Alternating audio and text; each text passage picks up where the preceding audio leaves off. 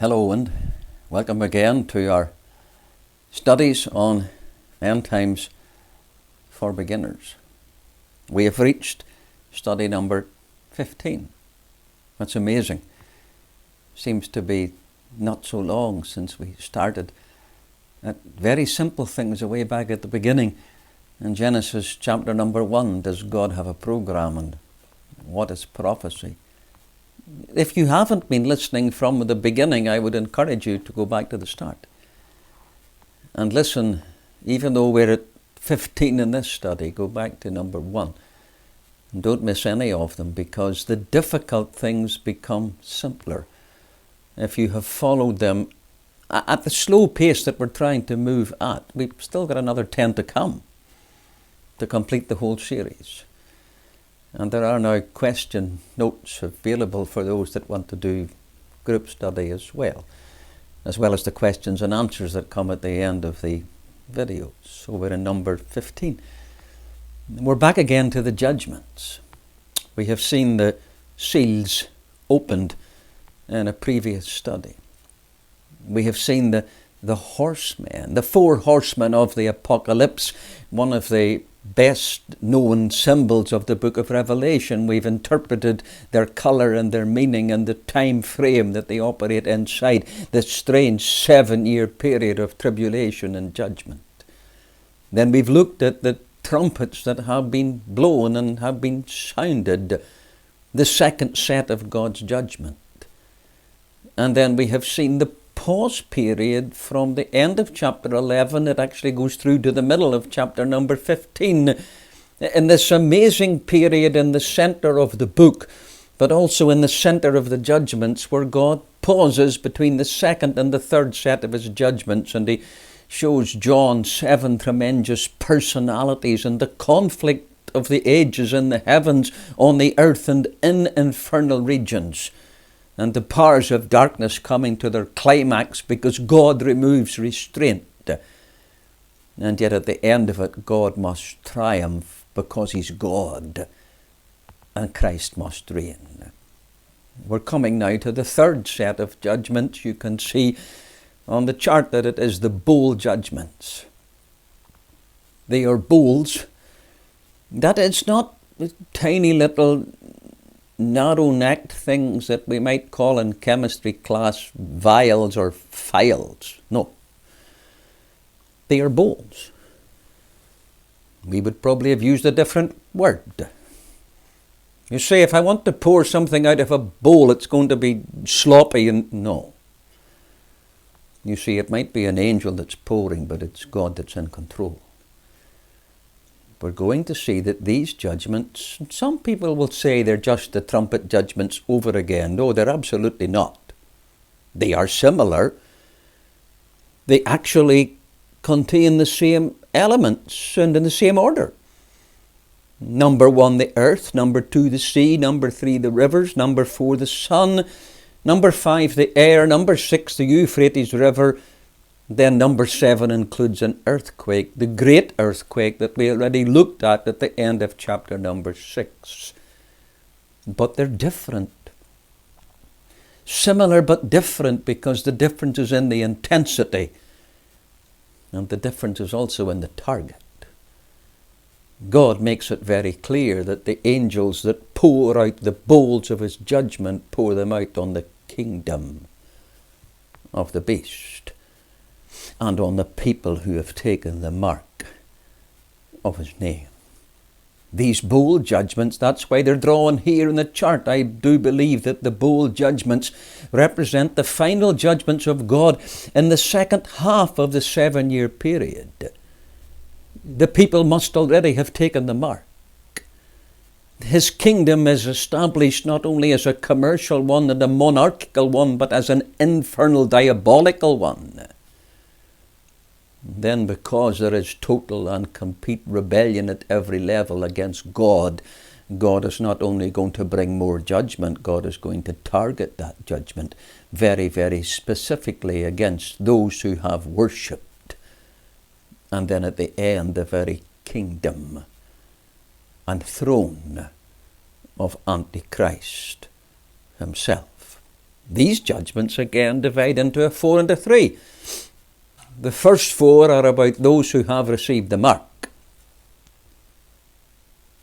And then the 3 that come after, 4 and 3, is about the throne and the kingdom and the very centre of the power base of Antichrist, the beast himself. Let's read 1 or 2 verses just about them. We can't read all the details. Revelation chapter number 16.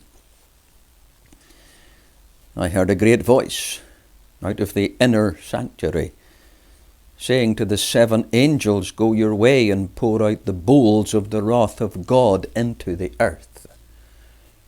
And the first went and poured out his bowl upon the earth, and there fell a grievous sore upon men which had the mark of the beast, and them which had worshipped his image. The second angel poured out his bowl upon the sea, and it became as the blood of dead things. Most interesting comment. Every living soul, not a third, every living soul in the sea died. The third angel poured out his bowl upon the rivers and fountains of water.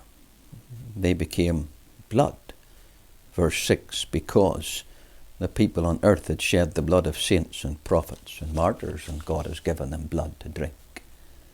Verse 8, the fourth angel poured out his bowl upon the sun, and it was given power to scorch men with fire. That's an amazing thing, isn't it? You think in the trumpet judgments, the light of the sun was turned off for a third of the day, and the moon likewise. Now, God turns down the thermostat, and then he turns it back up, far higher than it's ever been before. Men are burned by the heat of the sun. God is in control of the elements of his own universe. The fifth angel poured out, verse 10, his bowl upon the throne of the beast. Isn't that a most specific target? I think it's very literal. And his kingdom became full of, yes, he will have his own kingdom. We look at that in further studies coming up. Not only will he have kings to support him, not only will he be a Western ruler from a Western source, but I believe he will eventually establish a kingdom of his own. We look at that, what it is and where his capital city is. We look at that in future studies. So I believe his throne and his kingdom are literal. And his kingdom became full of darkness. And they gnawed their tongues for pain, because there was a strange God-given pain in the darkness, and they blasphemed the God of heaven because of their pains and their sores, but they repented not of their deeds. And the sixth angel poured out his bowl upon the great river Euphrates, and the water was dried up in the way of the kings from the rising of the sun, not from the east. From the rising of the sun was prepared. The seventh angel poured out his bowl into the air. We skipped over a little bit there. These kings are going to come to be prepared to be gathered together in Israel for the battle of Armageddon. That's a future study as well. That's an amazing subject. But we're looking at the bowls today. Verse 17, the seventh angel poured out his bowl into the air. There came a great voice out of the inner sanctuary of heaven and from the throne of God, saying, It is done. Voices and thunders and lightnings and a great earthquake, such as has not been since men were upon the earth, so mighty an earthquake and so great. And the great city, I believe that's Jerusalem, divided in 3 parts. The cities of the nation fell, not a name mentioned. The cities of the nations fell, and great Babylon came in remembrance before God. Oh, I think that's literal. To give unto her the cup of the wine of the fierceness of his wrath. And every island fled, and mountains weren't found, and there fell on men God's last judgment. Well, you say, what is it? How terrible will his last judgment be? Hail. A hailstorm. Then we look at the detail of it. Every stone weighed about the weight of a talent. In the Bible, that's 100 pounds. And today's weight, 45 kilograms. We look at that when we come into the detail of the passage. God will bless his word. He does bless the reading, especially of his prophetic word. the 7 bowls. And they're pouring out. There's an interesting thought, even the meaning of the word. Because a bowl is something that you pour from. If we were looking back in the Old Testament and even in the New, the idea of wrath, it's an old-fashioned King James word. We don't use it so often. You don't talk about your mother's wrath. Her anger's bad enough. But you know God's wrath is something which pictorially is poured out. The pot of God's anger boils up, and then there comes a day when God says it will be poured out. Way back in chapter 1 and verse number 1, we had that amazing unveiling word, the last time it's used in the Bible. The revelation of Jesus Christ. Not in the plural, not revelations. And please, not the revelation of John. It is the revelation of 22 chapters of one revelation of Jesus Christ. Unveiling, we said back then, but it also has a secondary meaning. It also means an uncovering. Oh, you can take the lid off the pot to see what is boiling and to see if it's ready to be poured out. Because we have not only the unveiling of the beauty and glory of Christ, we have the unveiling of the judgment and authority of God in His Christ. Let's look at these last 7 judgments that come in this last 3.5 years of the Great Tribulation period. Let's go quite quickly. The first one, I've called it the cancer of the skin. The word actually means an ulcer that eats up the surrounding tissue. And it's linked with those that have taken the mark, and I don't think it's too fanciful to suggest it actually comes from within the mark itself.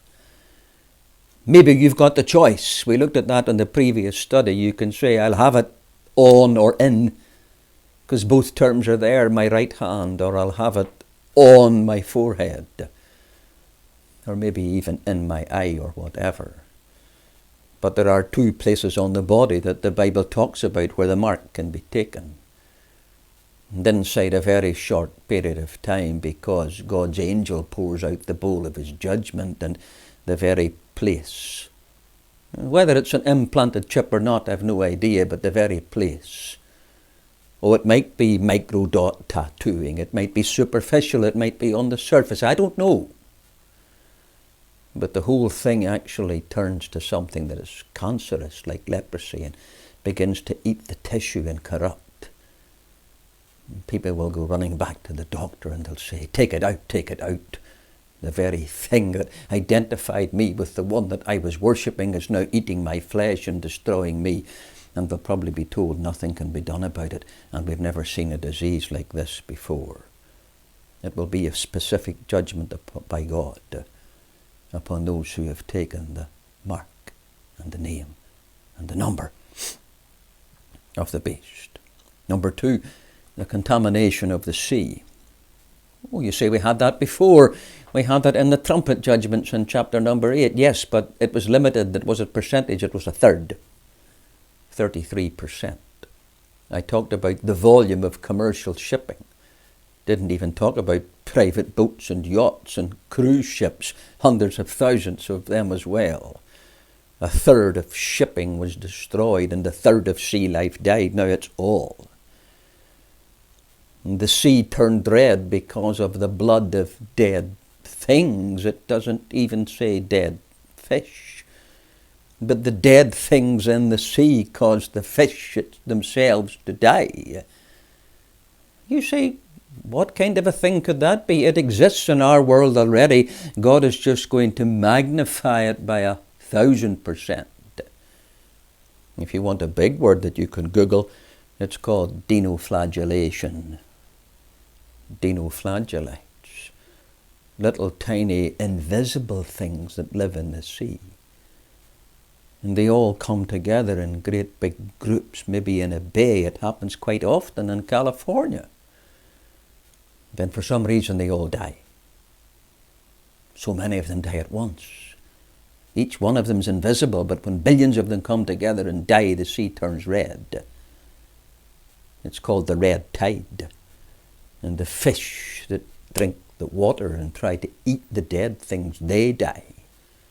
And the fish that is gathered in the nets that have died, you try to cook it, it's poisonous, and if you eat the fish, you'll die as well.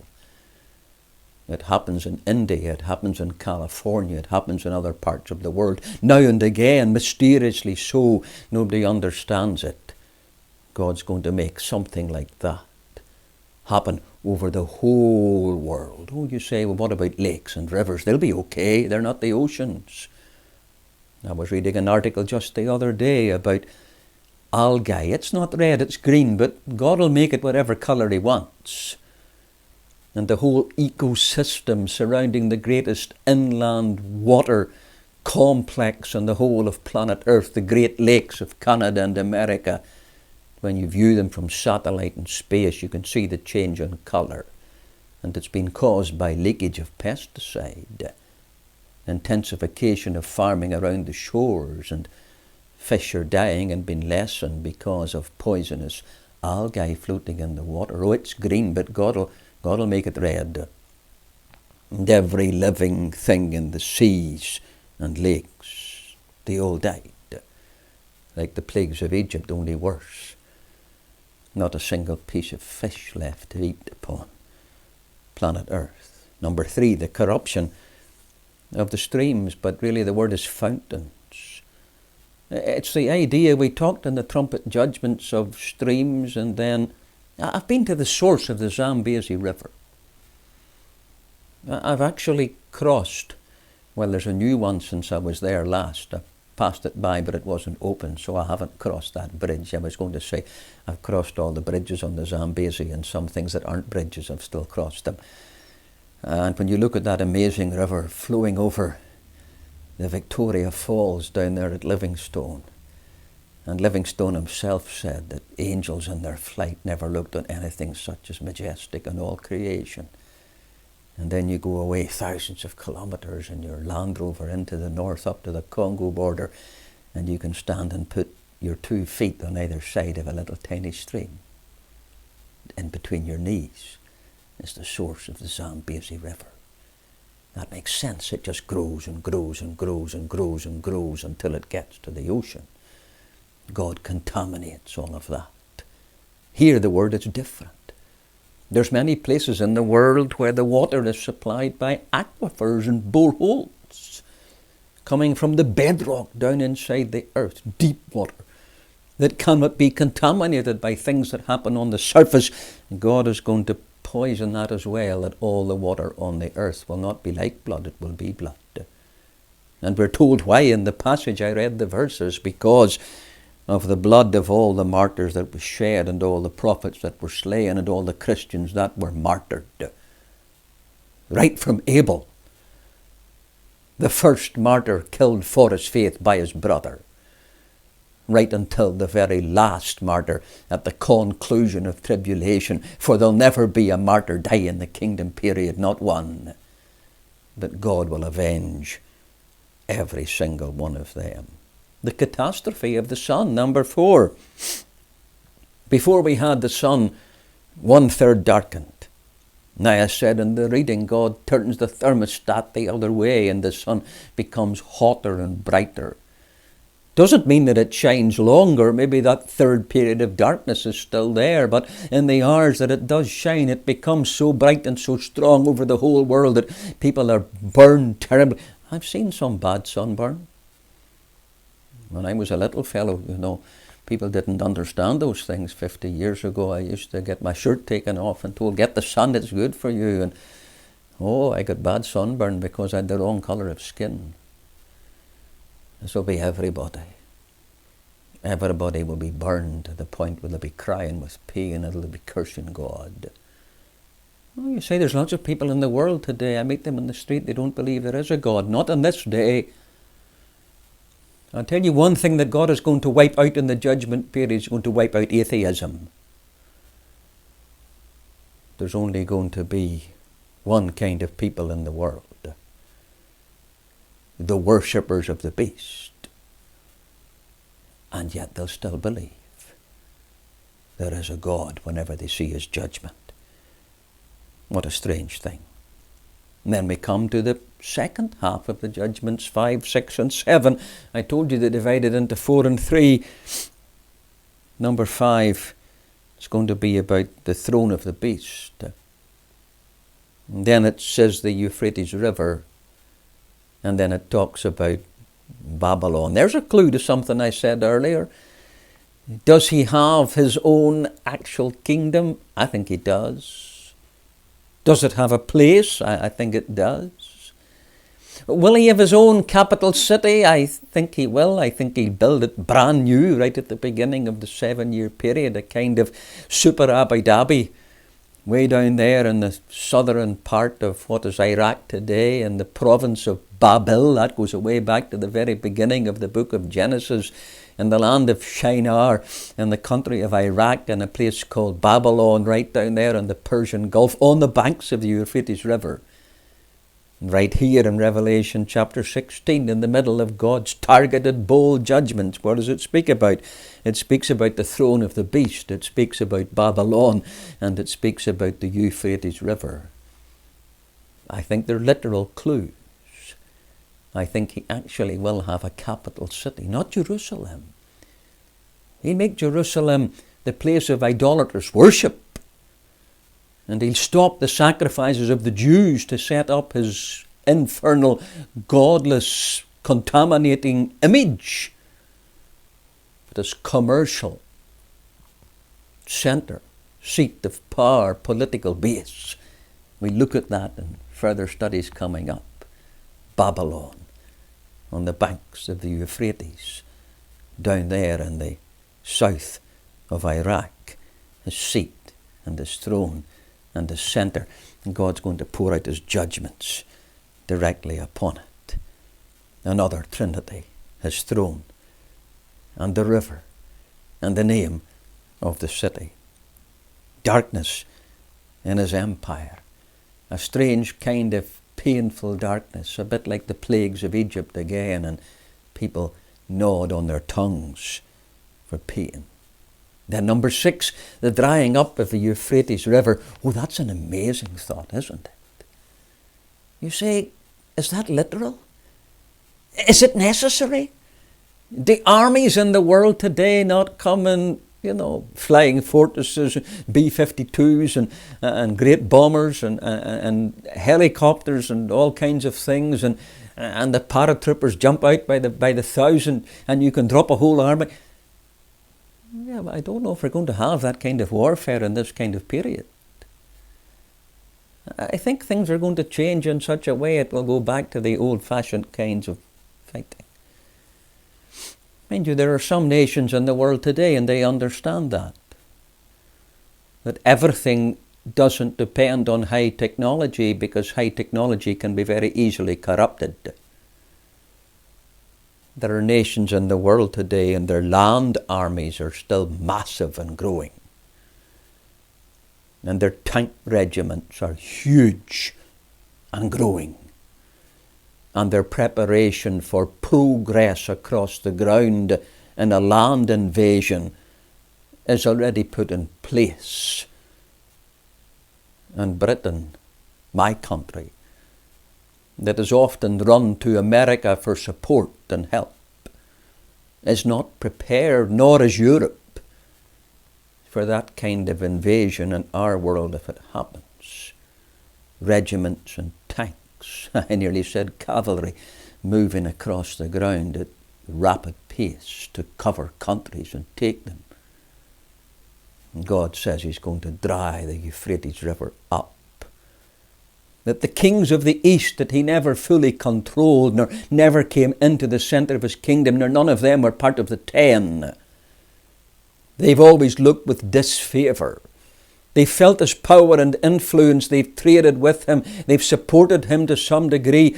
They've even come into his worship, but they've never really befriended him nor been part of his empire. And they've hated him from far away. And now they see things getting difficult for him. And now they see his own union breaking up. And they see his own 10 being reduced, the number of kings that supported him. and they see an opportunity to attack. That's all under God's hand. You'll find it back there in the book of Daniel in chapter number 11 and chapter number 12. And God says, I'm going to take a hand in all of this. I'm going to dry the Euphrates up again. You say again? Did God do it before? Oh, he did. He did it under the hands of men, but he did it before. There was a very bad king that God wanted to judge, and he judged him without a battle. His name was, Belshazzar in Daniel chapter 5. Things that are not in there in Daniel, but they're in the history books. There wasn't any war, there wasn't any fight. Babylon collapsed in one night. There was no warfare before the party finished. He was dead. What happened? The Persians had been fighting the Babylonians for years, and neither side could win. Iraq and Iran. And so they went to the Medes. Smaller country, but very skilled in warfare.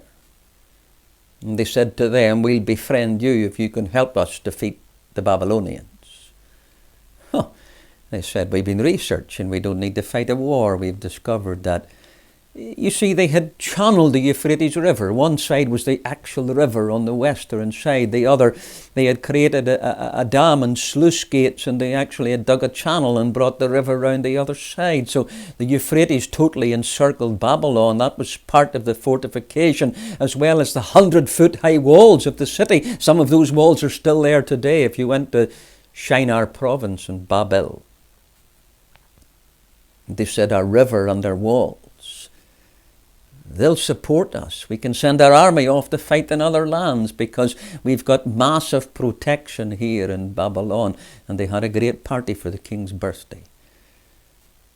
And the engineers from the Medes, they went away up into the north part above the city, and they killed the one or two guards who were up there, and they changed all the sluices and things, and they diverted all the water around one side, and the other side dried up. And then they came walking across the dry part of the river, and they came up through the water channels in the dry, and they got inside the city, and then they killed the few guards and opened the gates, and the rest of the army walked across the river with their dry feet, and the city fell in one night. Just a little picture of what God's going to do again. Daniel says he's going to hear news from the east, and it's going to frighten him. And here we have it again inside the bowl judgments. God is going to dry the Euphrates for the way of the kings from the rising of the sun, China and Japan and those nations to come. We didn't really read about the delusion. I mentioned it in a previous study. The delusion comes from God, and it's pictured in 3 unclean spirits. John says, I saw them coming out of the mouth of the dragon, the beast, and the false prophet. Lying spirits that are able to work in the ears and hearts of men and gather them together. It is God that is doing the gathering. Some of them will come to support the beast, the king. Some of them will come subtly, but pretending to support him, but they'd like to attack him. Some will come from the south, from Africa. Some will come from the east.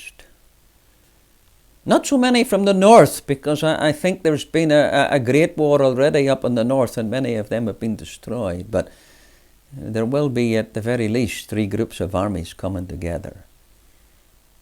We look at that in another study. God will gather them for the battle of Armageddon.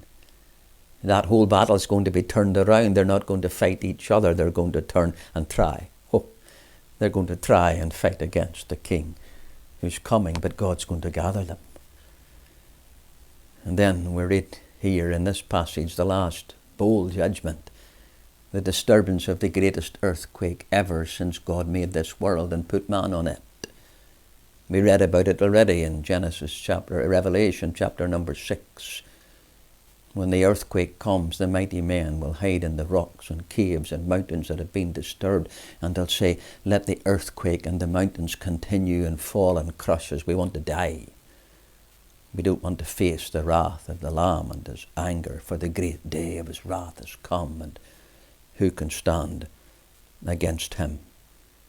The cities of the nations fell. I think that's one of the most amazing phrases in the book of Revelation. You say, what about Washington? You know, some of those places, they're doing a good job at destroying themselves.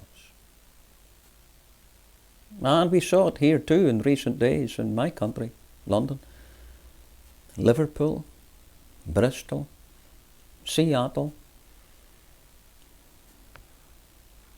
New York, right across the world, Frankfurt, Sydney, Shanghai, Hong Kong, Beijing, Cape Town, Johannesburg. The list goes on and on and on and on. Revelation chapter 16, it just says the cities of the nations fell. You say how many were left? At this point in time, just 2. We can confirm that in the book. Babylon has not yet had her full and final judgment. She's left standing. He thinks that's his victory. And Jerusalem. Jerusalem will never be destroyed again, but God's going to give it a shaking up. The great city was divided. It's always been divided, hasn't it? Christianity fights over their claim, mostly headed by Rome today, though sometimes we like to think that that's not the case, but it's true. And then the Jews, they claim it as theirs, rightly so. Islam, they claim it as theirs, wrongly so. God's going to divide the city in 3 parts by an earthquake. Jerusalem sits on the longest fault line in the world. God's going to expose the division that's inside the city of his king, but before it's all finished, God's going to fix it and renew it. That's in the book of Ezekiel, and make it ready for the king to come, and a new temple and a new palace and a new place and a new center of rule and a new throne for the whole of the world. What this man's going to do in Babylon is just a counterfeit of what the dragon knows that God is going to do in Jerusalem. The destruction of Babylon and the destruction of the mountains and the departure of the mountains and the destruction of the cities and then the devastation of the hail. And I touched on that in the reading. You say it's an amazing thing. God's last judgment is just a hailstorm. God told old Job, the oldest book in the Bible, away back in Job 38 and 22, have you considered the storehouses of the hail that I have prepared for the day of judgment? I wonder, was that literal? Has God actually got great warehouses in the heavens filled with hailstones already in advance? When the angel pours the last bowl, they'll just be thrown down, a few at a time, targeted here and there. I've been through some tremendous hailstorms in Africa, of all places, where everything had to stop and windows were broken in all the vehicles, and when we arrived at our destination, we found the bonnet and the hood of the vehicle actually had little pockmarks over it, for the hailstones were like golf balls. Nothing. 45 kilograms. Half the weight of a man, falling from space to crush anybody or anything that it falls upon. Frozen water, the God of creation, reversing the very principles of his creation and his devastation on mankind. I'll remind you about another £100, not of hail, but of spices. You remember that story? 2 old men. They brought £100. It was quite a weight for them, for they both were old. Joseph and Nicodemus, they came to wrap the body of the Lord Jesus. And they knew that his death was coming, and they were believers. And not only was there a tomb, but there was spices prepared in advance. And they came with the £100 of spices to anoint his body. I'll tell you this, those that come, I don't have to bring anything, but those that come to his cross, and those that come by faith to an open tomb and believe that he died and rose again, I tell you this, you don't have to fear these judgments. It's come like Joseph and Nicodemus, only come with empty hands. And just believe that Jesus is the Saviour, and he saves not only from sin, from hell and the lake of fire, he saves from coming judgment. and turn your back on him and walk willfully into the kingdom of Satan and his Antichrist and his false prophet and take the mark and get the judgment of God and the hail and all the other sores and pains and terrible things that just are a precursor for the final judgment that is still to come. There's very little else that we can say positive at the end of this subject, the terrible pouring out of the bowls of God. Now, some questions for the younger people to answer. Those that are doing that in a written down kind of formal way, they know now that they listened through and pay careful attention, or you can write the questions down and then go back and listen a second time. That's a good plan as well. How many bowl judgments? That's easy. You can actually count them off the chart. Who are they targeted against? There's really two parts to that answer if you've been listening carefully. What happens to the sea? And what happens to the sources of water? And why is that so? Why was the Euphrates dried up? Oh, that's an amazing study. You can Google some of the things that I talked about to make sure they're right. Why is the Euphrates dried up? And there's maybe 2 or 3 parts to that answer. You can write down as much as you like there. And then, what is Armageddon? We're going to do it in a future study. The battle, the campaign of Armageddon. But write down what you know about what Armageddon is, because it's mentioned in our chapter here.